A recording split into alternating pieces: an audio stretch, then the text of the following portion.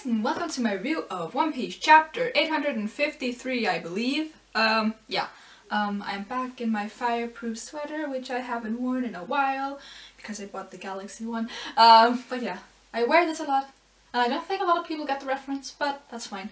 Either way, the chapter is what we're here to talk about. I can do this, not in 20 minutes, but in 10, hopefully. Let's try that. Okay, so the most important things about this chapter, for me at the very least, that I didn't talk about in the live reaction. The beginning. Three things that Big Mom says in this chapter are really important. First one, she mentions Roger. Every person that mentions Roger says something important, because you can't mention Roger without saying something important. And she mentions that she doesn't want to make the same mistake that she did with Roger, aka letting someone just steal the poneglyph, which means that she has had this poneglyph for a long time.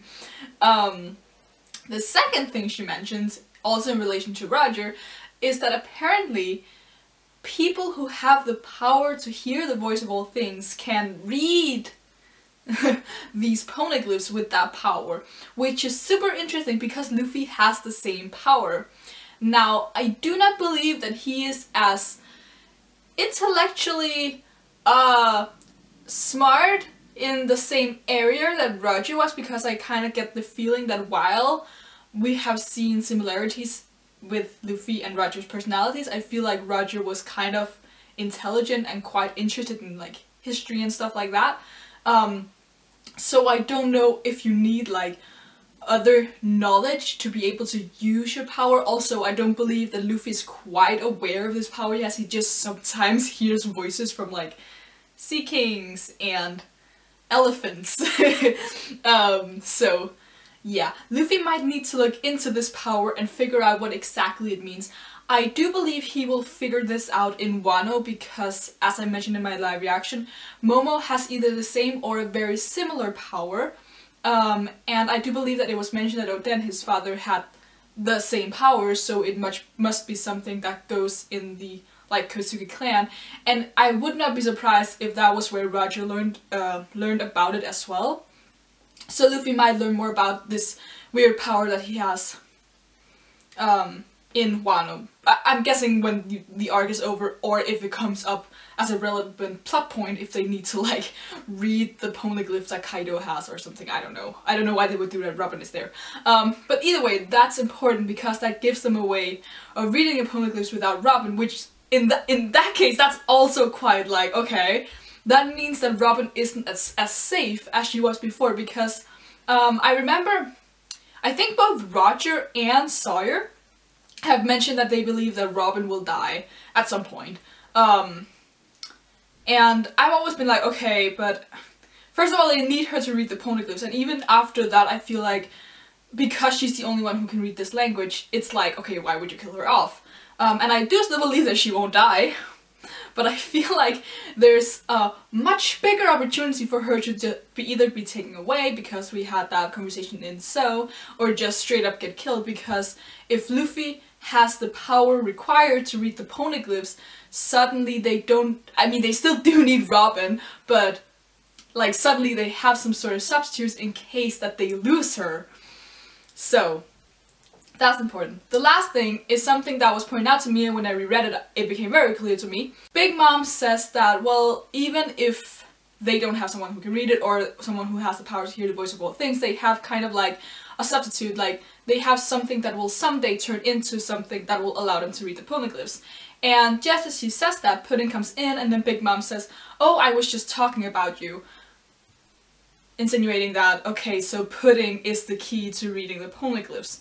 And because they then immediately start talking about her third eye and the awakening of the third eye, and then Pudding saying, oh, you only seem to care about that, it makes it seem like Big Mom isn't actually valuing Pudding for her acting skills, as Pudding said a couple of chapters ago, but she's actually valuing her mostly because of this power that she has yet to awaken.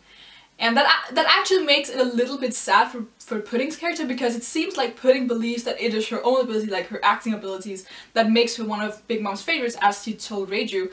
But it feels like Big Mom is literally just using her for her powers. Like, she's a crossbreed, so she is part human or whatever Big Mom is, and then her father was from this three-eyed species, and that's literally all she wanted from Pudding. So that's kind of sad, but then again, Pudding is a bitch, she probably deserved it. I don't know.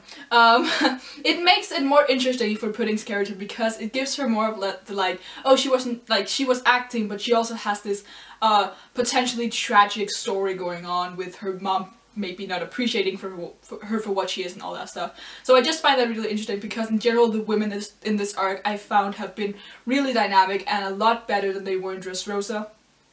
I mean, I think we can all... Rebecca, please, Rebecca, stop it. Awful. I've never even seen anyone defend Rebecca. I've tried myself, but I just can't. Either way, let's stop talking about that. I feel like I got everything with the Big Mom stuff.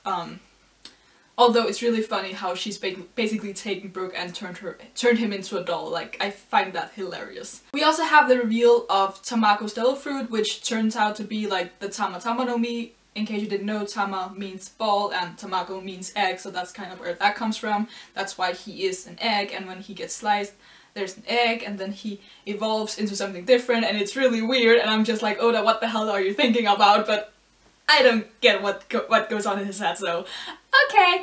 But it turns out Pedro's just having none of that shit. He's not letting Tamako evolve into all of these magical forms, and he's just like, I will slice you open, and then he pulls out a lot of bumps and blows the shit up instead, and is saved by Chopper and Carrot, or it was a plan all along. But that was kind of funny, because I was like, okay, why would you blow yourself up when you said like 4 chapters ago that this would not be the place you die? But it turns out he wasn't planning on committing suicide.